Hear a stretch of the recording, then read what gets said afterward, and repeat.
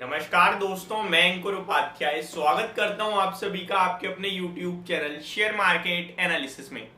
यहां पे आप सभी के साथ बात करूंगा जियो फाइनेंस के स्टॉक के बारे में। इस शेयर में भारी पिटाई पड़ते हुए दिख रही है, लगभग 210 रुपए के भाव पर आ गया है और गिरावट से ज्यादा ना टाइम खा रहा है ये शेयर लोगों का, इसलिए ज्यादा प्रॉब्लम आ रही है। देखिए, वैसे पूरा मार्केट नीचे है, लाल निशान में है, स्टॉक्स गिर रहे हैं। इनकी बड़ी कंपनी रिलायंस का खुद का शेयर टूटता हुआ दिख रहा है, लगभग 2310 रुपए के करीब पहुंच गया है। ऐसे में निवेशकों का, काफी सारे निवेशकों का जियो फाइनेंस को लेकर एक ही सवाल है कि भैया क्या करें, बर्बाद हो गए, फंस गए, लुट गए। मेरे को यह समझ में नहीं आता कि आप पैसा लगाते ही पैसा बनाना क्यों चाहते हैं शेयर बाजार में।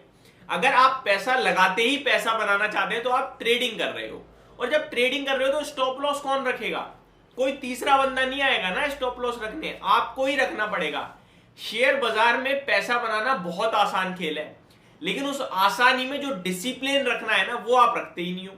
फिर आप अपनी गलती के लिए दूसरे, तीसरे, चौथे, पांचवे कंपनी न जाने किस किस को उल्टा सीधा बोलते हो। मैं आपको बताना चाहता हूं, जब आपने शेयर खरीदा था तो क्या आपने 2 महीने के लिए लिया था? अभी आप फंस गए वर्ड यूज कर रहे हो। पता है फंस गए क्या होता है? फंस गए उनसे पूछो जो न्यूरेका में 2000 पे लेके बैठे हैं, आज तक नहीं आया वो भाव, दोबारा 400 रुपए पे आ गए शेयर। 2 साल हो गए, 1.5-2 साल।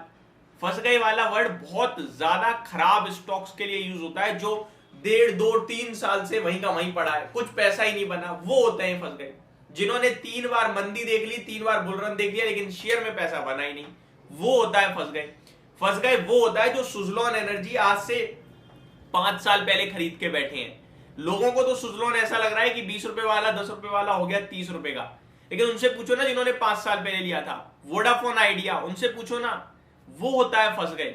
ये अभी अगस्त 20 में शेयर आपके लिए बाजार में आया है, सितंबर, अक्टूबर, 2 महीने हुए हैं और आप कह रहे हो फंस गए।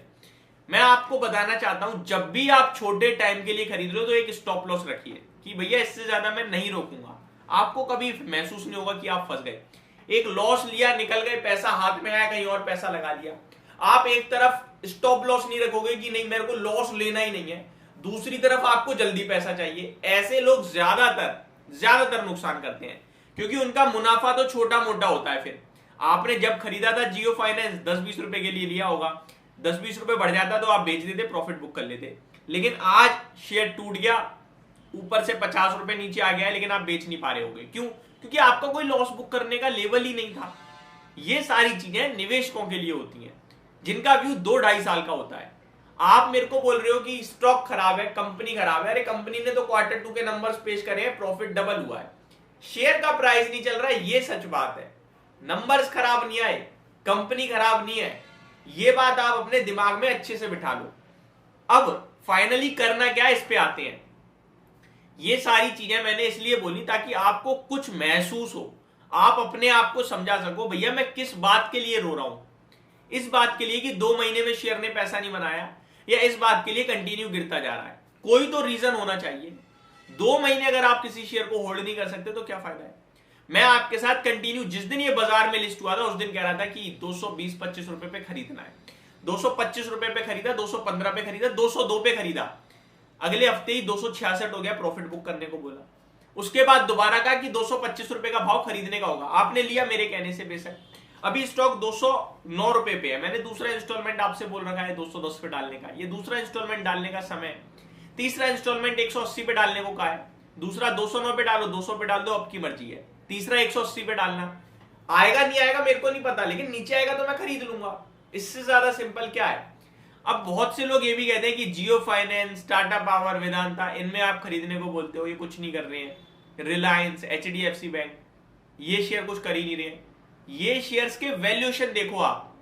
इन जियो फाइनेंस की बात नहीं करूंगा मैं, क्योंकि ये रिसेंटली लिस्टेड है और वैल्यूएशन इसके तो अलग लगेंगे, क्योंकि इसके कारोबार की वैल्यू नहीं मिल रही है, इसकी इक्विटी की वैल्यू दी जा रही है, तो उसको हटा देता हूं। लेकिन अगर वहीं आप बाकी के स्टॉक्स देखो तो उनके वैल्यूएशन देखोगे तो आपको मल्टी ईयर लो पे दिखेंगे। ये मेरा कारण है खरीदारी करने का। मेरे को पता है मेरा पैसा शॉर्ट टर्म में नहीं बनेगा, लेकिन लॉन्ग टर्म में मेरा पैसा बनेगा, जाएगा नहीं। वहीं आप जिन स्टॉक्स की बात कर रहे हो वो इस रैली में ऑलरेडी पार्टिसिपेट कर चुके हैं, वैल्यूएशन महंगे हो चुके हैं, लेकिन कोई देखने को तैयार नहीं है। बाजार अपने हिसाब से आपको सब कुछ सिखा देगा, लेकिन इतनी देर मत कर देना कि बाद में रिग्रेट ना कर पाओ। अभी मैं आपको बता रहा हूं जियो फाइनेंस में बिल्कुल मत डरो।